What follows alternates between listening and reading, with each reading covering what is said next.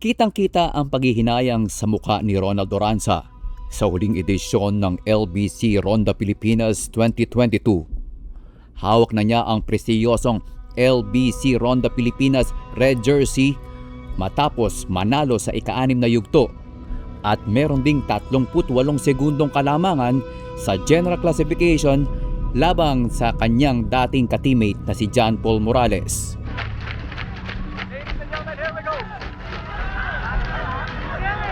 The race director nandiyan na. So in other words, nasa likod na yung race leader. Tignan natin kung sino, ladies and gentlemen. We'll see, ladies and gentlemen. Pababa po, palusong po mga kaibigan. At last 300 meters, palusong. Pakpakan to. Ngunit sa karerang ito, walang kasiguruhan, lalo na sa kabundukan. Sa hindi inaasahan ng lahat, na bago ang takbo ng kampyonato sa umaatikabong penultimate killer stage sa Baguio City. Sa huli, si Ronald Dumotos ang sumungkit ng titulo dahilan upang bumagsak sa general classification si Oranza sa ikalawang pwesto overall, isang mapait na pagtatapos sa halos tiyakdang kampyonato. Hinawakan mo ang red jersey for since stage 6, ano?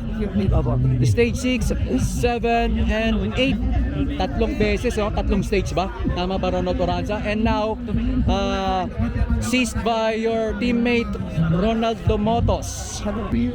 So, winning streak ang Philippine Navy Standard Insurance since 2014 except in 2019. Pero best Filipino rider si Ronald Oranza in 2019 during the first UCI sanction race ng Ronda Pilipinas. Kumusta? Noong 2018 ikaw nagkampiyon at nagkampiyon ka Filipino category sa Ronda, and ngayon in 2020 one of the sixth fortunate riders ng Navy, no? Pangilan ka nung 2020? Pangalawa po. Pangalawa. Okay. So nung pangalawa. Tanda niyo ba ang kawalan ni June Ray Navarra dito sa Queen's stage na to para tumulong for the team classification or eventually dito sa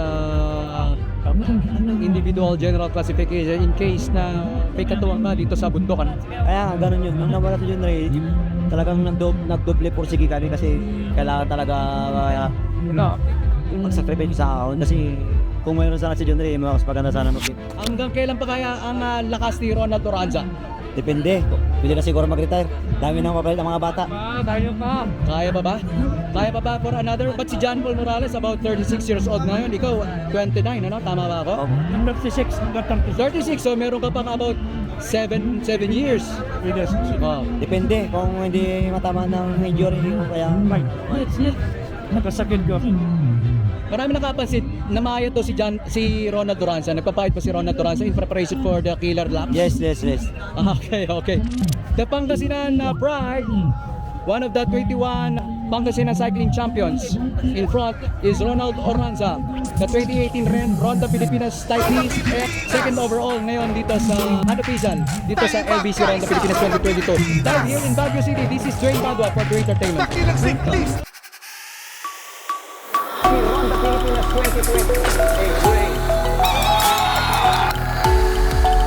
Bunganga, po si Dwayne Padua.